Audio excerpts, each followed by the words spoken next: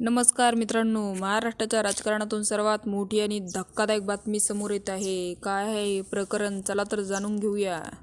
महेश गायकवाड यांच्यावर झालेल्या गोळीबाराचा व्हिडिओ समोर आला आहे. नेमकी किती गोळ्या त्यांना झाडल्या? चला तर जाणून घेऊया. त्यासाठी तुम्ही जर चॅनलवरती नवीन असाल तर चॅनलला सबस्क्राईब आणि बेल आयकॉनला प्रेस करायला विसरू नका. नेमकं प्रकरण चला तर जाणून घेऊया.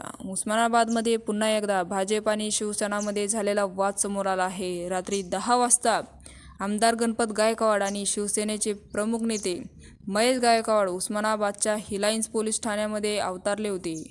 गेल्या काही दिवसापासून गणपत गायकवाड आणि महेश गायकवाडांमध्ये अंबरनाथच्या जमिनीवरून वाद वाढला होता.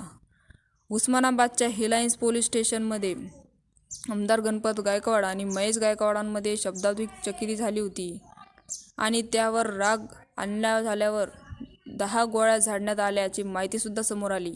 वरिष्ठ पोलीस निरीक्षणासमोरच महेश गायकवाडांवर गोळ्या झाडण्याच्या माहिती समोर आली. या गोळीबारामध्ये महेश गायकवाडांसह आणखी एक जण सुद्धा गंभीर जखमी झालं.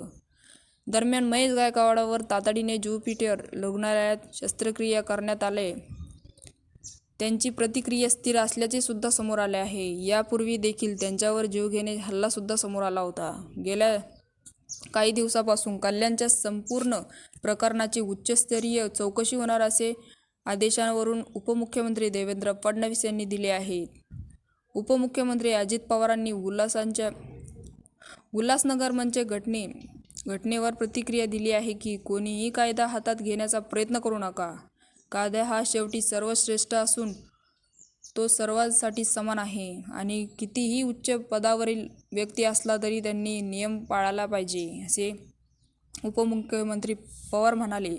तर मित्रांनो, आपल्याला काय वाटतंय या गोळीबाराविषयी? आम्हाला कमेंट बॉक्समध्ये नक्कीच कळवा आणि चॅनलला अजूनही सबस्क्राईब केलं नसेल तर चॅनलला सबस्क्राईब करा. तूर्तास धन्यवाद. जय महाराष्ट्र.